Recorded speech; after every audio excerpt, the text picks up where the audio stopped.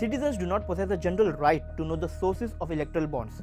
That's what Attorney General R. Venkatramani told the Supreme Court during a hearing of petitions that challenged the constitutional validity of Centre's electoral bond scheme. Why did the Attorney General say such a thing? Shouldn't the country's people have the right to know the sources of electoral bonds? The Supreme Court will soon answer this question, as it has reserved its verdict in the challenge to the electoral bond scheme. We as a citizen of India need to first understand what exactly are electoral bonds, why and how are they issued, who can buy them, and what is the controversy. What are electoral bonds? The electoral bond scheme was implemented in 2018. The scheme introduced bearer instruments through which anyone in the country could donate funds to political parties anonymously. The electoral bonds can be bought from authorized SBI branches. The bonds are sold in denominations ranging from 1000 rupees to 1 crore rupees. It can only be purchased by making payments through bank accounts that are KYC compliant. Once a political party gets electoral bonds, it has 15 days to encash the funds and use them for electoral expenses. The electoral bonds are not available for purchase throughout the year. It shall be available only between a 10-day window in January, April, July and October. Now, donations via electoral bonds can be paid only to those political parties that are registered under Section 29A of the Representation of the People's Act 1951 and those who have got more than 1% vote in the last Lok Sabha and state elections. Now, why were electoral bonds introduced? The reason for introducing electoral bonds was to promote transparency in political funding. One of the primary purposes was to ensure that political parties receive donations through normal banking channels, which could be audited by government authorities. Furthermore, the identity of donors remained confidential, reducing the risk of retaliation or intimidation for their political affiliations. However, since electoral bonds were introduced, it has been in controversy. Many questions were raised regarding the achievement of its desired objective.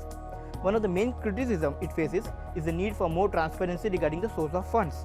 The person's identity who is funding the political party via electoral bonds is not shared with the public. As a result, many think that via electoral bonds and due to the source anonymity, illicit funding to a political party can take place. Due to this opinion, doubt and criticism, many petitions were filed against the electoral bond scheme. However, on 12th April 2019, to prevent the transfer of illicit money to a political party, a 3-judge Supreme Court bench ordered political parties receiving donations via electoral bonds to submit the details of the bonds to the Election Commission of India. In March 2021, another 3-judge Supreme Court bench, headed by then Chief Justice of India, Justice Bobde, dismissed a request to stay the sale of fresh bonds. It also stated that it had already ordered certain safeguards that the political parties would share the bond details with the ECI. So what will be decided in the latest petition that the Supreme Court was hearing? The latest case that the Supreme Court was hearing was filed by an NGO, Association of Democratic Reforms, CPIM, Congress leader Jaya Thakur, and a PIL by Spandan Biswal. Apart from challenging the constitutionality of the electoral bond scheme, the petitioners want all political parties to be declared as public officers, to bring them under the ambit of the Right to Information Act, and want political parties to disclose their income and expenditure.